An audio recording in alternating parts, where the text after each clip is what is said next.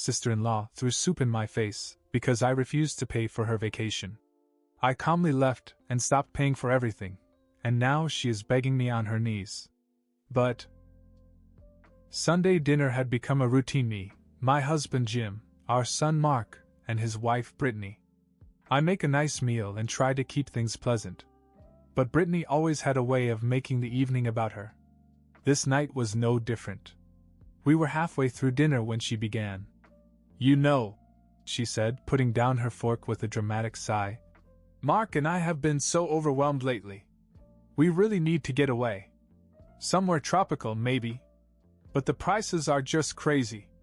I continued to eat, hoping she'd go on. But she didn't. "The flights alone are outrageous," she continued. "I mean, it would be so nice if somebody could help us out. You know, just this once." I looked at her and then at Mark, who nodded as if her idea made perfect sense. "Brittany," I said, keeping my tone even, "we already help you with so much. A vacation isn't something we can justify." She didn't even blink. "But you could if you wanted to. It's not like you're struggling, is it? And Mark and I never ask for much." That made me laugh, but not because it was funny. "Brittany, who do you think pays your rent, your car insurance, and half the stuff you order online?" Her face darkened. "So you're saying no?" she said, her voice colder now. "I'm saying no," I confirmed. The table fell silent, except for the sound of Jim chewing softly. Brittany leaned back in her chair, looking at me as if I were the villain of the piece. Then, out of nowhere, she grabbed her soup bowl and threw it at me. Hot soup splashed all over my face, the heat stinging my skin. I was too shocked to move. Jim broke the silence, but instead of defending me, he looked at Brittany and said, "You didn't have to do that." Then he turned to me. "But Linda, you didn't have to be so difficult." Mark put his head down and said nothing. Brittany crossed her arms and smiled, looking like she just won something. I stood up, wiped my face with a napkin, and grabbed my bag. Without another word, I walked out.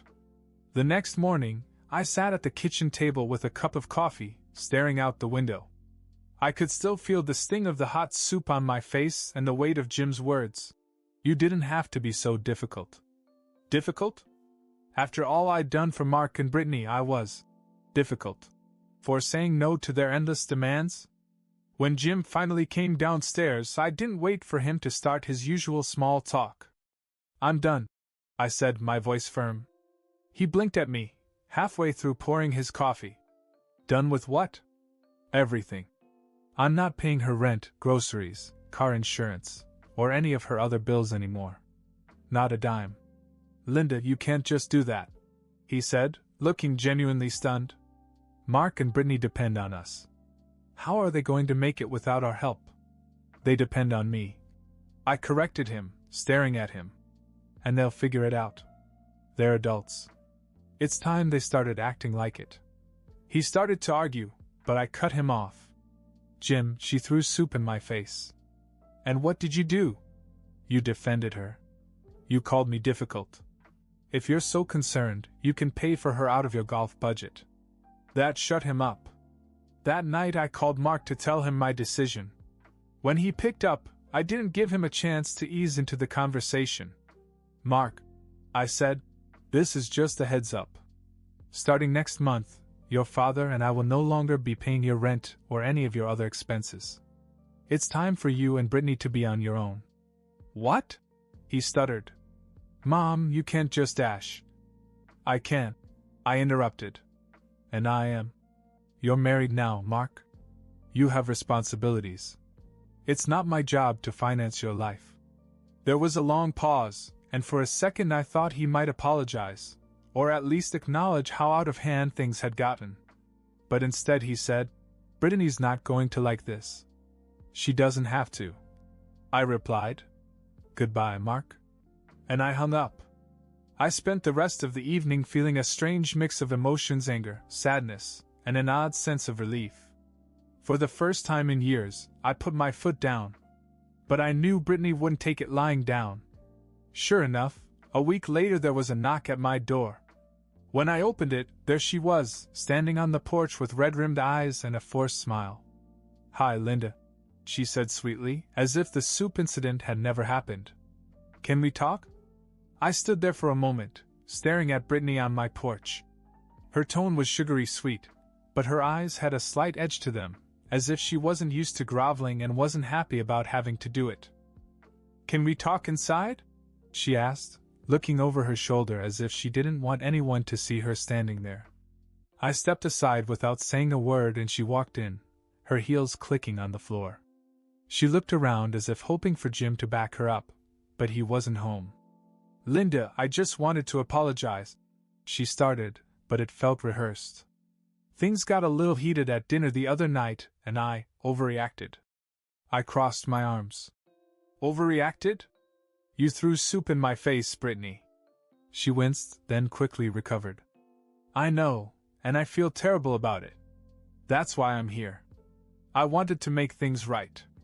"Making things right would start with an apology," I said, raising an eyebrow. She hesitated, her cheeks flushing. "I just said I feel terrible," she said, her tone bordering on defensive. "But you have to understand, Linda, I was under so much stress. And when you said no to the vacation, well, I snapped. You know how hard it was for me. I couldn't believe it." Even now she was trying to make herself the victim. "Brittany," I said slowly, "you don't seem to understand what you've done. For years I've bent over backwards to support you and Mark. Rent, groceries, bills, things the two of you should have been handling on your own. And the moment I set a limit, you threw a tantrum like a child."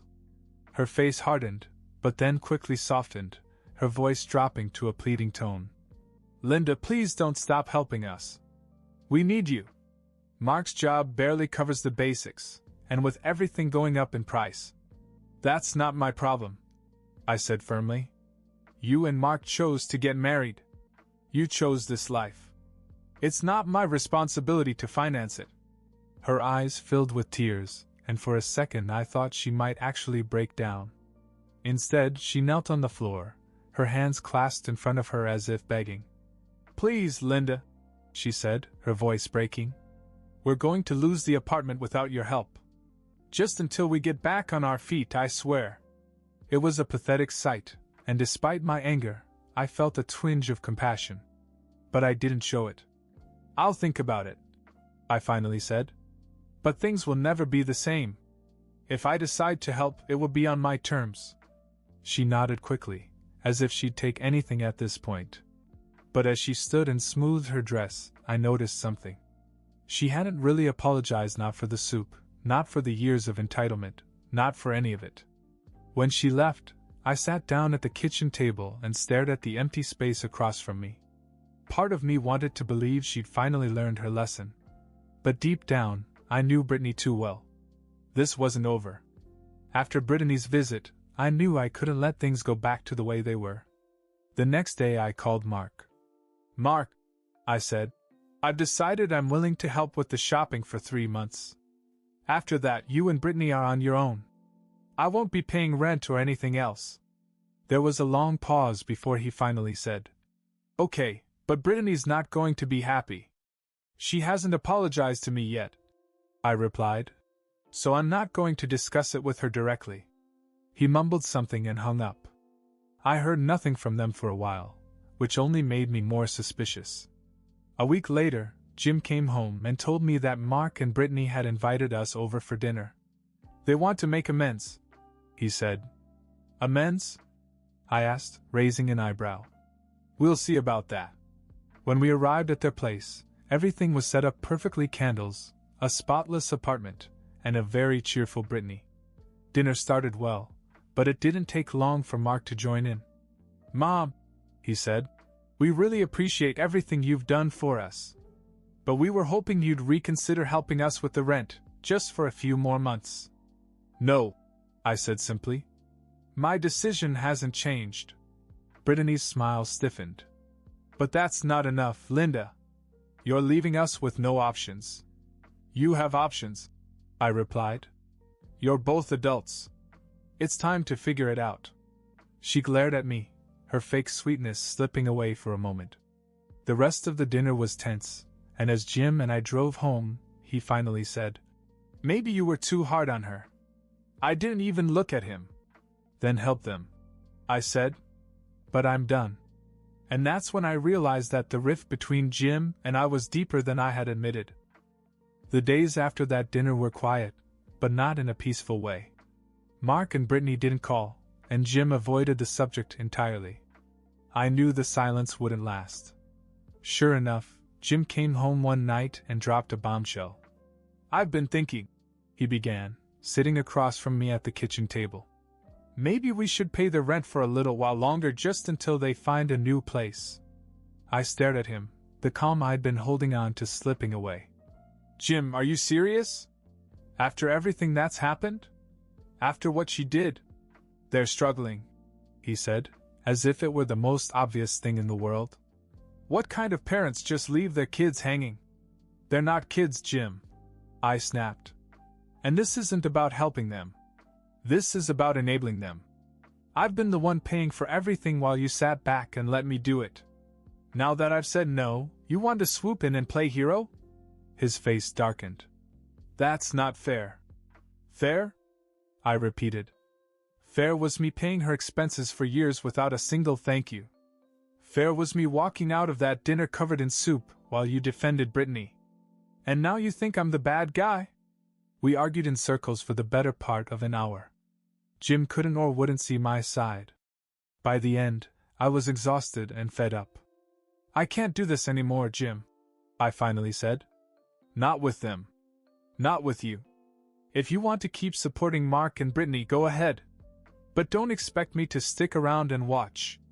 "What are you saying?" he asked in a low voice. "I'm saying I want a divorce." The words hung in the air, heavier than I'd expected. Jim looked stunned, but I felt nothing but relief. This had been building for years, and now it was finally out. He tried to talk me out of it, but I'd already made up my mind. For too long I'd put everyone else's needs before my own. It was time to put myself first. As I packed a bag and prepared to stay with a friend for a while, Jim sat quietly in the living room. For the first time, I saw the cracks in the life I'd been holding together. But instead of feeling sad, I felt free. After I left, I moved into a small rental about an hour away. It wasn't much, a small one-bedroom with dated cabinets and creaky floors, but it was mine, and for the first time in years, I felt like I could breathe. Jim and I hadn't talked much since I'd left, and I hadn't heard a peep from Mark or Brittany. I assumed they'd gotten the message. Then one afternoon my phone buzzed. It was Brittany. I almost didn't answer it, but curiosity got the better of me. "Hello?"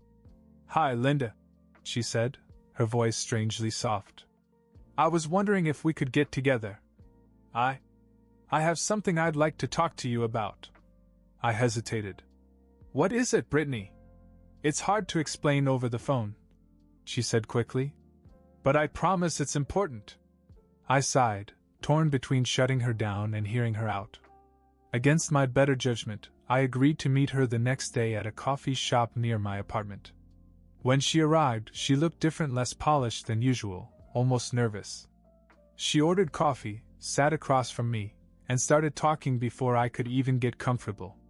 "Linda, first of all, I want to thank you for meeting me," she began. "I know things have been tense between us." "That's one way to put it," I said dryly. She smiled awkwardly and continued. "I've been thinking a lot.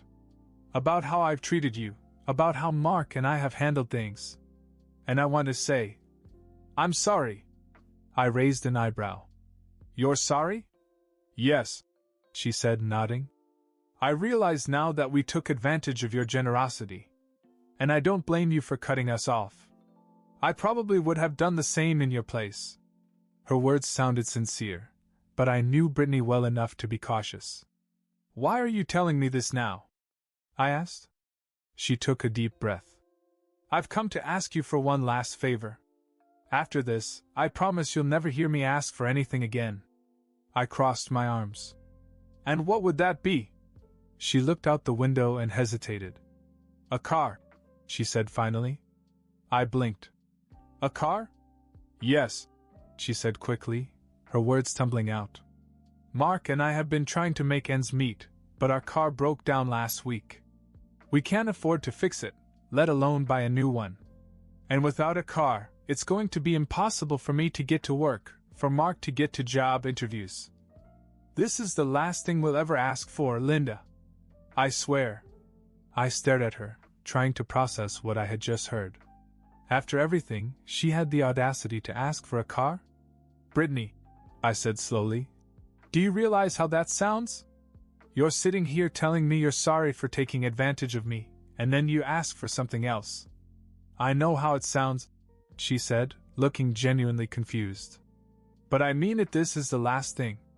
If you do this for us, I'll never ask for anything again. I'll even sign something if you want me to. I didn't say anything for a long time, and she shifted uncomfortably in her seat. Finally I sighed. I'll think about it, I said. Her face lit up. Thank you, Linda. You have no idea how much that means. As she left, I sat staring at my coffee, wondering if I'd just been played again or if, for once, Brittany was actually being honest. For days, I struggled with Brittany's request. A car was a big ask, and part of me wanted to say no. But I thought of Mark. He wasn't innocent in all of this, but I knew he would struggle without reliable transportation. In the end, I called Brittany and told her to meet me. When we sat down, I got right to the point. I've decided to help, I said. But here's the deal, it'll be a used car, in my name, and you'll take care of the insurance and maintenance. If you miss payments or neglect it, I will take it back. This isn't a gift, it's a chance to get back on your feet. And it's the last thing you'll ever get from me. She nodded quickly, agreeing to everything. A week later, she and Mark had a modest used sedan. As I handed her the keys, I looked her in the eye and said, "Don't make me regret this." She promised not to, but as I drove home, I couldn't help but wonder if I had just opened the door to more of the same. A few weeks went by after I helped Brittany and Mark get their car, and things were strangely quiet. Too quiet.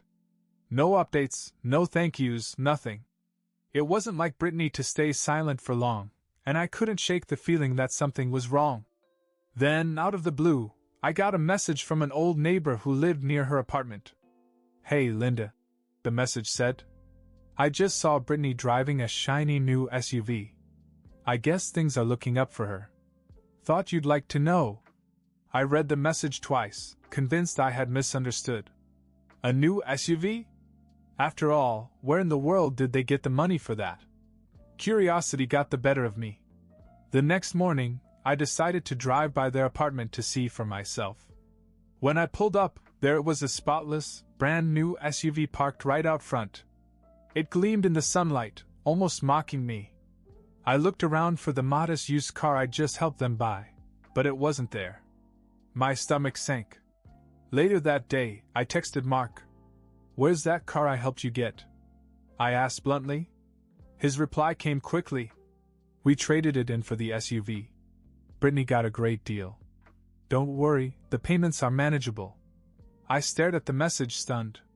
Traded it in? After all the pleading about how much they needed help? For a moment, I couldn't decide whether to laugh or scream. Brittany had promised that this was the last thing she'd ever ask for. But now it seemed she'd already twisted my help into something else entirely, just as I'd feared.